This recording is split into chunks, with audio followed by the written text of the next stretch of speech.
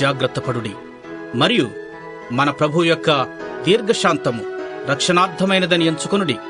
అలాగు మన ప్రియ సహోదరుడైన పౌలు కూడా తనకు అనుగ్రహింపబడిన జ్ఞానము చొప్పున మీకు రాసి ఉన్నాడు. వీటిని గూర్చి తన పత్రికలన్నిటిలోనూ బోధించుచున్నాడు. అయితే వాటిలో కొన్ని సంగతులు గ్రహించుటకు కష్టమైనవి.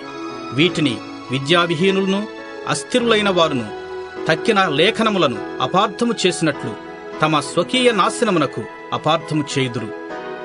ప్రియులారా, మీరు ఈ సంగతులు ముందుగా తెలుసుకొని ఉన్నారు గనుక మీరు నీతి విరోధుల తప్పుబోధ వలన తొలగింపబడి మీకు కలిగిన స్థిర మనస్సును విడిచి పడిపోకుండా కాచుకొని ఉండుడి.